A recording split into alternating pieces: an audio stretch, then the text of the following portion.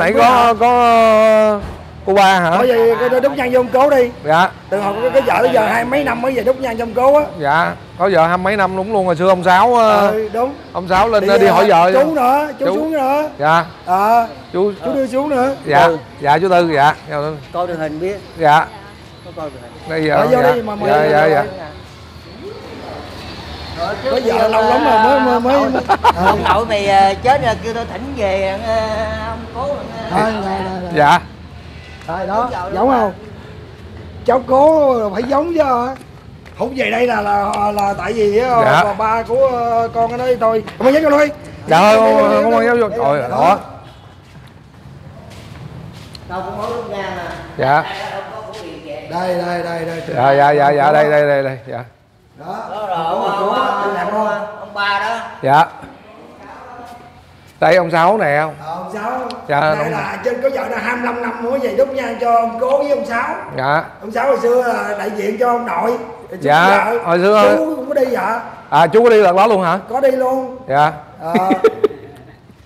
Rồi giờ để cho nhà nó. Quay cái này lên là coi như là bị khán giả chửi cho coi cái thằng mà không. Đúng rồi. Không có bà con cô vòng mày gốc là ở Gò Dầu. Gốc Gò Dầu. Gò Dầu Tây Ninh, ai nói Bến Tre nè, lỗ tai nè, thấy giống không đó, ông cố đó. Ông cố còn minh chứng không? Rất là giống luôn. Ông cố. Dạ. Từ lúc ông Sáu là em của ông nội. Ông nội. Dạ. Dạ đây ông Sáu là em của ông nội của Colomen. Nuôi ổng á. Dạ. Ông già. Ông đi cái nhầm vậy bả nuôi. Đó. Thôi vậy là cũng quý lắm rồi Bố Đèn. Dạ, không có duyên dạ. Dạ. Mấy cây thì chú cái đốt hết đi. Nãy chú giận mới gọi con nè chú Sáu. Dạ.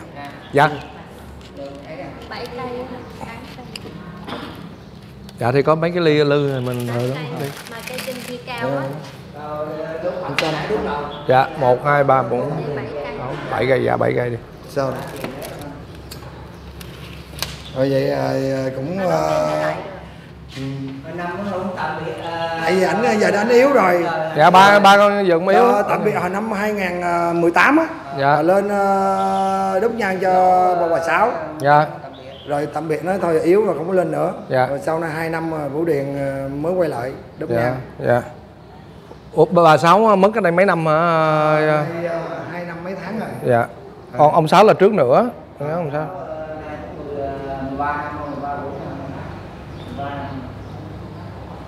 Đó, để nói cháu cố mà không vậy đốt nhang cho cháu cố thiệt. Có vợ này là trên 25 năm rồi đó, không có về đốt nhang là cho ông cố bà cố. Đó bác hai á là ông nội còn sống nó thôi thỉnh về. Dạ. Tới đây tao chết thứ ba là dạ. Nhang. Dạ. Hình ở dưới là hình này là ông nội vẽ chứ. Năm 2018 Ông nội vẽ. Dạ. Ông bà cố dạ. Dạ, dạ ông cố bà cố. Dạ. Ông hồi đó ở trường Mỹ Thực ở đó. Ông nội vẽ. Ông nội vẽ đó. Ông nội của anh vẽ đó. Ông Sáu là em của ông nội. Ông tiêm ốc gì ông nhớ ông với hình. Ông nội là xưa là vẽ ở trường mỹ thuật. Vẽ đó. Nè vẽ mấy cái chân dung của ông bà cố. Bà cố luôn đó. Ông nội mình á. Như hồi trước học mỹ thuật đó.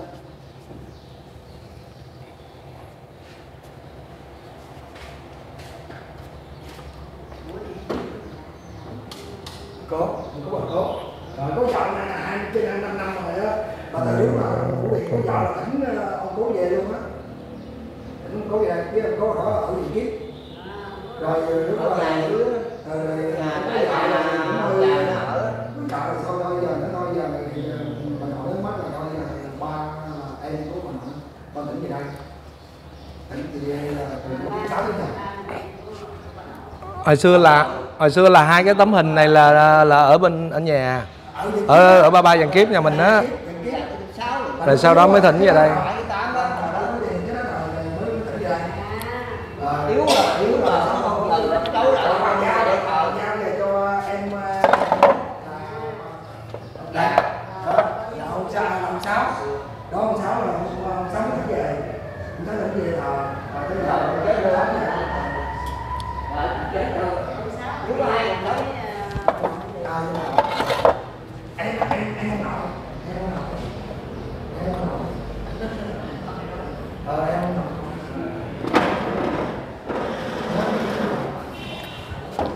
Thì cái lúc tổ chức là xong rồi cái rồi thỉnh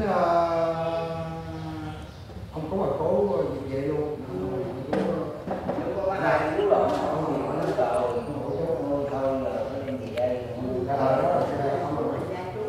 Chú thì bằng nhau là ba cũng vậy đó. Đây ông Sáu nè. Ông Sáu là thương anh lắm luôn. Lúc đó là gần chắc cũng hơn 80 á mà đi 9 dạ 75 nó gần 80 á, gần 80 mà đi xuống hỏi vợ. Chú Mẹ ăn bóp á. Đó, xong rồi đi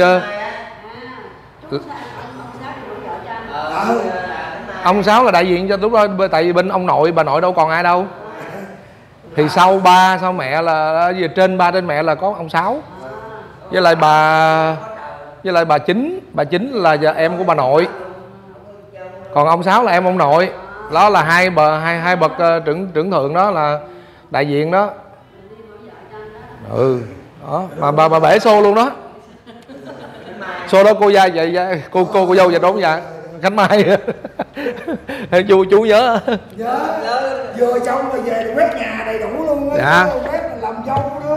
Dạ. Làm dâu đó. Trời ơi. Khánh Mai làm dâu nữa chứ bộ. Dạ. Chú theo chi tiết là đúng đó là mình xuống giữ rồi về xong rồi mình làm dâu nữa. Nhiều lắm. Sau này giờ nó bỏ bớt hết chứ thủ tục cũng rất là nhiều. Dựng 2 nè phải không chú? Đó là ông ba ở Tam ở Bình Trưng. À ông ba dạ.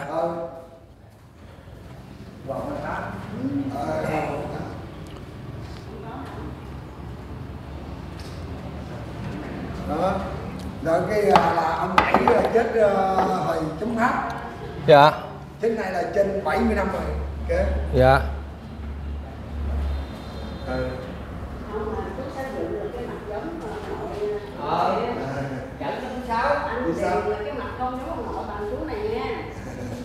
Không giống lỗ tài, giống lỗ tài. Nếu mà vậy mình nói là giống lỗ tài không à. Tại vì một người đầy đủ với một người không đầy đủ. Thì nói giống lỗ tài không. Đây là thành của ông bố của Điền. Dạ. Mày biết tao nãy kêu mày biết không? Hồi đám cưới mày á, tao có đi với bộ Dạ. ở cái thằng đi quơ của Dạ, bộ. không nhớ luôn. Trời ơi, ba với mẹ mà hồi đó dắt lên nè. Cũng tháng này nè, tao nấu cơm cho ăn nè, ăn mắm đục với cải chua nè. Dạ, Mà gạo hồi đó gạo đỏ nữa, chứ không phải là gạo trắng giờ nữa. Thôi ba với mẹ dắt lên nè. Rồi, cái này là tin này là động trời luôn á. Khi nào về hỏi ba coi. Có nhắc hoài với bộ. Ba là ba thứ mấy? Cái này chị thứ ba ở nhà này. À, chị ba của Chú Trường. Chị ba. Ngồi ghế đi. hàng với ông nội bóp nè. Nhanh Với mình biết rằng lắm. Hồi ba mẹ thương nhau dắt lên. Đây là kêu là em á. Cái này là cái cháu. Chào dạ kêu bằng chú. Chú với bà Chú với cô. cô ba, cô Sáu. Đây cô ba. cái này chú Út. Chú Út. Còn chú Sáu là chú Sáu Dẫn đang ở trên Sài Gòn. Rồi cái này là ai? Chú Dẫn là dạ Mẫn Thanh là vợ của Bủ Đan. Bủ Đan hả? Nói bên dạy có dự luôn là có dự Bủ Đan Bủ Điền ai? Giới thiệu tôi mổ tim nè. Bủ Đan với mẫu thủy Mổ tim miễn phí luôn nè. Rồi tôi qua nói cái thôi cứ về luôn đi. Rồi tới giờ tôi lãnh lương lãnh thuốc ở chợ đẩy luôn tới giờ luôn. Mà ông anh này á là lúc đó là chú không có dự nữa, không có dự. Không có đi nữa. Anh chú Sáu là dự của Bủ Điền. Hồi đó là Bủ Đan Là Bủ Đan với cái này là cùng thời trong dạ. Đi bằng đêm, dự bằng đêm. Con với chị là vô nhận vô ba giờ kiếp sau con chị dắt tay vô và dắt tay ra luôn á. Đúng chính xác. Đây là bà con ruột á chứ đâu phải gì đâu. Dạ. Ủa rồi Nhật là Cháu nữa. cháu bên ngoại. Là Bủ Điền là bên nội. Tính ra là Bủ Điền với thằng Nhật đó là cũng anh em. Dạ. Nói là cháu của bên bà. Cháu bà nội. Không có. Tức là cùng dòng họ cái bằng chú nhưng mà cháu bên ngoại bên bà cháu là Sáu. Dạ. Cháu là Sáu. Cái này nó kêu bằng Ông đúng rồi kêu bằng chú đó chú. Đây là bạn dạ về ta tính hợp tác làm bánh tráng muối ớt với lại Nhật nè. là nãy vô trong quay đó. Tôi thấy mày Xong rồi cô thấy nó cô nãy cô chạy xe đạp ra, thì xe đạp đi ruộng mới về. cái mình tưởng là Ủa HPT này HPT này hồi á ba nè không có về, ba con không có về nè 2 năm rồi. dạ ba con yếu lắm, ba con giờ yếu rồi nha. Có cái năm mà Ba con về phải có xe chở mới đi được. đó, cái năm mà 81 tuổi mà ba mừng thọ đó, cái ba nói ba yếu quá ba không có về. Rồi 2 cái Tết rồi mùng 2 năm nào ba con. Thôi Tết năm nay chở ba con về. Tết năm nay thế nào Dạ. mùng 2 là vợ về ba đám dỗ ông cố nha. Dạ mùng 2 hả? Mùng 2 ngay sáng mùng 2 luôn. Dạ sáng mùng 2. Năm nào ba có về trễ đó là 10 giờ, còn về sớm đó là 8 giờ. Cũng tử không đau đi không à. Dạ. Có anh Năm thì đi xe hơi. Để coi gọi cho ba được không? Gọi ba hết hồn luôn á. Anh đừng quá. Đại ca tự nhiên ngẫu nhiên đại ca nói thôi đại ca bây giờ yếu không về rồi đâu có thôi cầu gì nữa. Bố Điền nó không về sao bữa nay ngẫu nhiên Bố Điền nó khơi lại cội nguồn. Tận gặp cô ba đó đi đường. Vậy đó hả? Là Ủa giờ ba xài số nào không biết luôn á. Giả từ năm 2018. Mà anh biết nhà này không? Không biết luôn. Trên 25 năm rồi. Đâu có về đây đâu biết. Tại chỉ là có ba phát là ba Bố Điền có về rồi nó trả từ nay năm 2018. Đâu có biết là bà con mà nhà bự về đâu mà tiền lớn vậy đâu, chứ không là về hoài rồi. Là cũng không có biết nữa, xong rồi tự nhiên đi tìm quay về. Ba khỏe hơn mẹ nhiều quá à. Rồi cái này là Không dám khỏe đâu. Tại vì chị Năm với là chị Định thấy rồi. hai người đây 6 mấy. tại vì ở dưới là bệnh Alzheimer lâu lắm rồi. Lúc mà giờ đám là bị Alzheimer bị rung đó. Nhớ cái lúc đó là bị Alzheimer rồi. Lúc mà dạ bị Alzheimer, bị rung á. rung Alzheimer. Không Parkinson. Mẹ bị Parkinson, bị rung cơ. Ba không nghe mà.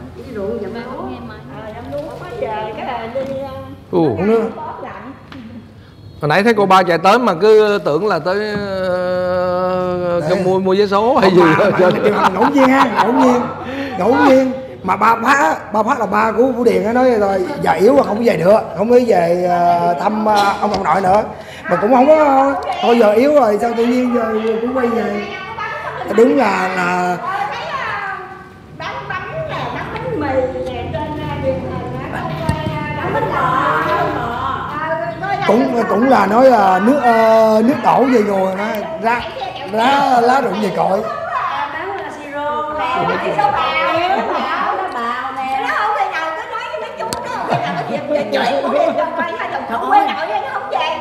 Đây là dâu, đây là hai dâu luôn. Dạ. Đây là dâu Út. Cô ba nói dòng họ quay nổi nó không về đó chửi Bố Điền, dòng họ quay nổi nó không về mở đi bán chợ kéo không nè. Không mà nghĩ là thương Bố Điền hồi xưa cực khổ chạy xích lô để ăn học có. Đó chứng minh này xác nhận nha. Đó. Chạy xích lô tại rất là thương, tại vì bon chen ở ngoài xã hội, bon chen ngoài đường phố thì bây giờ cội nguồn cái lá rụng về cội là 3 năm phát là ba của Bố Điền nói là yếu rồi. Dạ. Lá rụng về cội Xuống thì nào tôi thấy nó cũng ngồi trước cửa nó học. Dạ. cái này á là lá rụng về cội. Hồi xưa là cực khổ chạy xích lô để đi học, xích lô để tìm kế để đi học, là bên nội với bên cố là thông cảm hết á. Con muốn làm gì con làm, mà không biết vì sao hôm nay là trên 25 năm rồi nó mới tìm về á. Từ lúc bây giờ mới tìm về. Đâu là hồi nãy là gặp cô ba nè, cô ba nói mày nhớ không biết Lo đi bán kẹo kéo đâu á mà quê nội không về. không, nãy cô ba đạp xe ra xong rồi giờ cứ khều mình nói dạng chào cô, xong rồi mày nhớ chú ông Sáu Bè không? Nói dạ nhớ chứ, ông Sáu Bè nhà đây nè. Mình đâu có nhớ đâu. Không biết luôn. bà là chủ hôn nữa, chủ hôn luôn. Dạ. Tại hồi đó còn đi học á là anh chở cô ba đi Thiếu Nại ở đường Trần Phúc Thảo á. Dạ. Ông Nguyễn Linh mới lên á. Dạ. Cô ba với bà Cố rồi đi á, với ông Năm rồi đi, ông Sáu đây là ở đây là chị Năm, ở dưới là Sáu, Bố Điền là ông Sáu. Dạ. Đó, đi Thiếu Nại là nó đi rồi chở bà Cố đi, rồi ông Sáu đi, rồi cô ba đi. Cô ba nhớ chứ bộ. Cô ba nhớ. Cô ba còn thông minh lắm chứ bộ, đâu phải ấy đâu. Hồi này Chết cha rồi, bệnh là tội nữa. Ở đây mới tội lớn nè. Trường hôm nay có người nổi tiếng nhìn bà con đã quá ta. Có dạ nhanh nhanh đi Út ơi. Út Cường ơi. Thì Cô Sáu á. Không rồi sáng lên đây có ăn uống gì chưa? Dạ, nãy vô toàn bánh tráng quá trời đất rồi. Dạ. Thôi Tết nha, Tết ngồi lên nha. Tết mùng 2 có gì chợ ba lên. Dạ. Tại vì ba cũng là chia tay yếu rồi, chia tay năm 2018. Ba nói thôi ba không có lên. Ba phát ba không lên, anh Năm á, là chú kêu Năm á. Anh Năm á thôi. Để coi năm nay ba chở đi nổi không, chở ba lên. Sau ngẫu nhiên 2 năm sau quay lại là giờ 3 đêm rồi thì con. Dạ.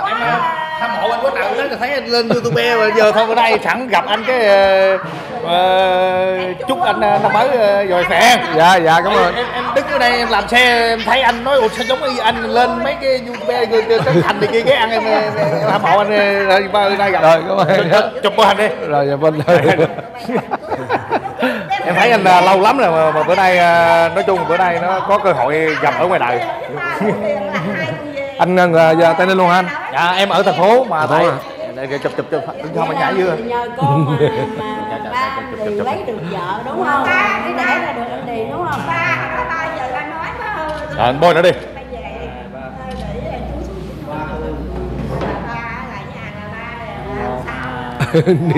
Đi ngang đây rửa xe hả? Dạ rồi cảm ơn nha. Thôi cảm ơn anh em. Dạ Anh đi đâu đây? Dạ đây gia đình người nhà. Dạ dòng họ dạ. Em Mà mới 25 năm mới gặp lại á, tin không? rồi anh ở thành phố lên đây luôn. Thành phố đi lên đây quay mấy chương trình và bánh tráng rồi đây nè. Xong mới tình cờ gặp lại gia đình. Em tự em biết anh lâu lắm rồi mà điều nay mới gặp người đời luôn á. Thấy lên quán Trường Giang rồi mấy cái chương trình mà thách thức danh hài này kia anh vô đi tùm lum á, em lên em coi trời ơi nó rải bơi bước xe nó giống anh Điện trời thôi bye bye nè. Dạ vô đưa xe chạy vô.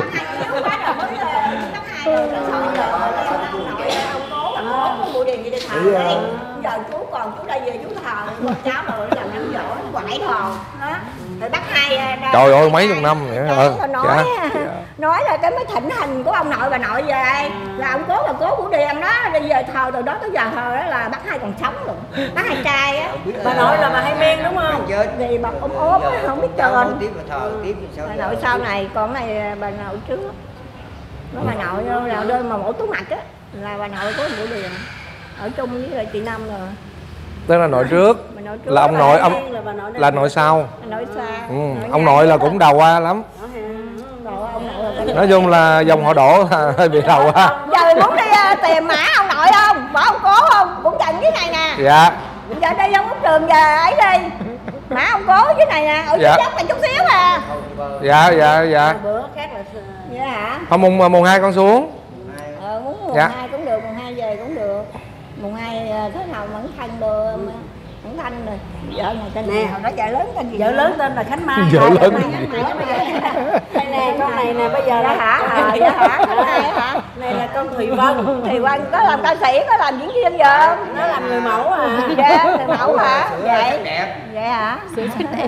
Sửa sắc đẹp. Vậy Có tìm sửa sắc đẹp rồi biết luôn rồi đấy kìa. mẹ có đóng hộ. Mẹ chồng đó hồi đó ngộ lắm nha. Ngộ lắm. Vậy nó đẹp giống mẹ chồng không? Ngồi chỉ được. Con Dạ. Bố Điền lựa vợ mà đâu hết ý. Phải cao hơn Tất không? Mẫu không? Đẹp lắm, ngồi đó đẹp. Giờ là biết rồi ha, biết dòng họ rồi ha. Dạ. Biết chứ. Gì ba chứ. Cô ba xúc động hết, cô ba xúc động. Không, hồi đó là coi như hồi đó là dẫn lên đó là rồi nhà khổ ăn mắm nục tỉnh đó nghe. Cái chị Năm đâu có ăn được. Cái anh Năm nói thôi giờ ăn đỡ đi chứ giờ Năm là má. Không. Ra con còn nước mắm nước tương gì mà ăn vô đây hết đi. Dạ. Ăn đi chứ không có ở đây có như hồi đó ở đây là dùng vậy không à. Bữa này chụp hình với chú với chú Tư với cô ba. Dạ làm tấm đấy làm dạ. Thôi tụi chồng đi Tết. Bây giờ là không ông cố dạ chụp tấm nè. Dạ. Ông cố bà cố, ông nội bà nội với mấy ông đi hết rồi, giờ chỉ còn có cháu không à, Bửu Điền như này thôi, đại diện. Bên nội. Tao chấm rồi tôi bắt đầu anh. Nha. Nhận cho luôn. Bên nội. Cái cháu nè đó. Bà đứng lên luôn Thôi Bà ngồi đi. Bà ngồi cho. Trời ơi. Cái này là bên đời cố. Cho cháu cố cũng về đốt nhang cho này Sơ. Này là cháu của bên bà kêu bằng Sơ lần. 2, 3. Rồi 2, 3. Bửu Điền về với cội nguồn. Chính xác. Rá đồng về cội. Tự ngẫu nhiên luôn. Ngẫu nhiên. Tại vì bà phá anh lá chưa rụng. bà phá nói năm 28 bây giờ anh yếu rồi, anh không có về nữa đốt nhang nữa nha. Không cũng có cầu nữa. 7 chỗ ngồi bây giờ đây 2 lần. Là chiếc xe màu nâu chiếc đường quân á, đậu ấy nè.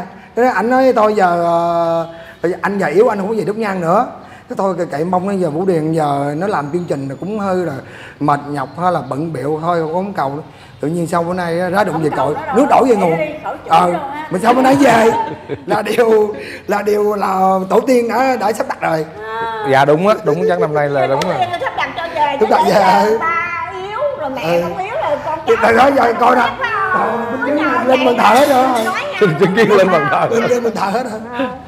Nó là chú Sáu là liệt sĩ, còn bác Hai Lực là ba có chị Ngọc chị Nga. Dạ. Đó là kêu ông Bảy. Dạ. Ông Bảy đây kêu ông chú Sáu, đó là ông Bảy. Ông Bảy Bửu Điền. Ông liệt sĩ hy sinh nay trên 70 năm rồi. Ở là thuê Gia Lộc ở Trảng Bàng.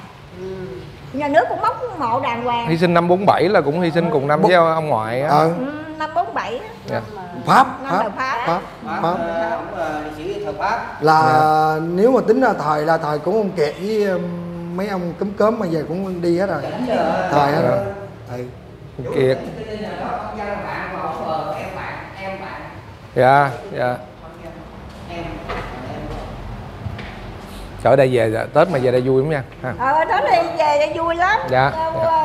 Đây là coi như đám dỗ làm quê hương không, chứ không có làm gì để cách đồ biển hết nè. Đây là ở dưới thành phố bây giờ là thích đồ quê hương chứ không có thích đồ biển.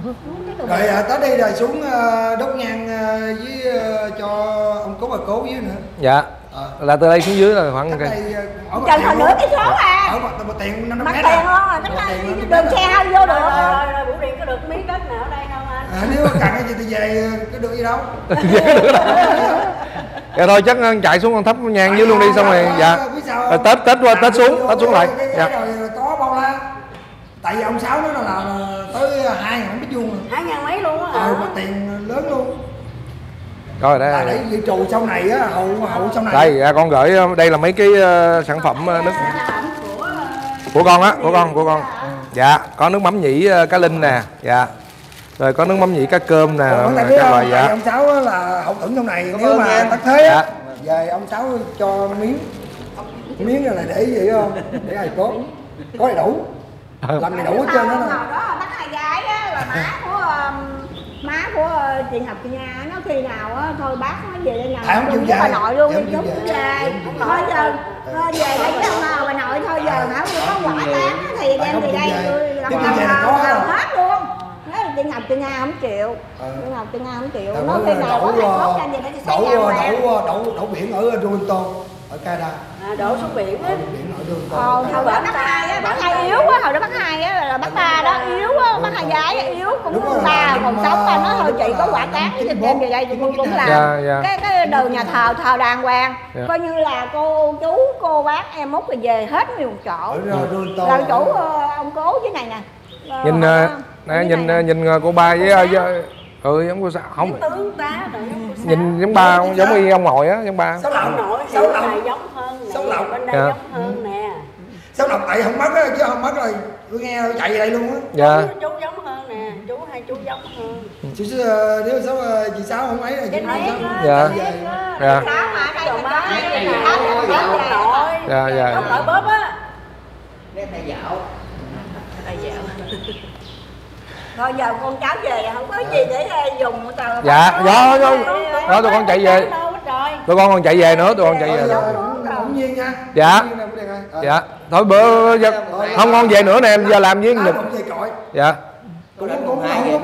điện về, tại vì á là bàn giao chết ông cố chết bữa mùng 1 Tết, mùng 2 đám chết bữa mùng 1. Thôi để mấy em trên đây mấy em lo đi. Em dỗ bữa mùng 2. Sau này ngẫu nhiên bữa điện về, tiền về bữa mùng 1 Tết.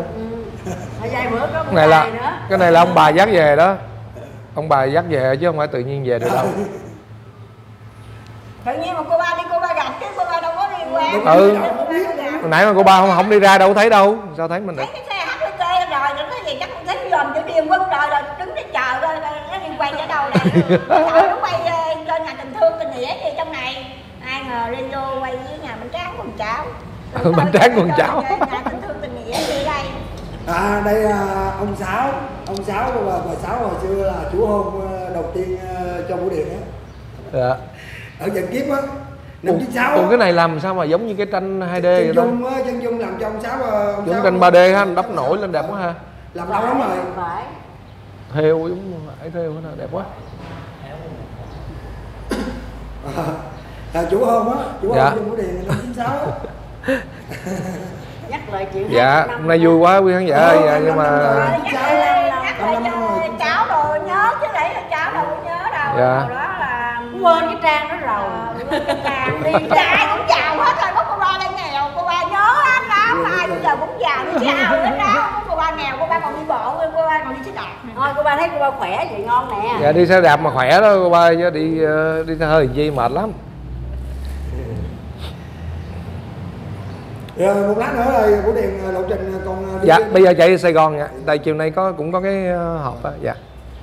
Thôi cũng nhân dịp này thôi cũng Bửu Điện ghé thăm đốt nhang cho cố là dạ. cũng điềm ảnh diện cho dòng họ.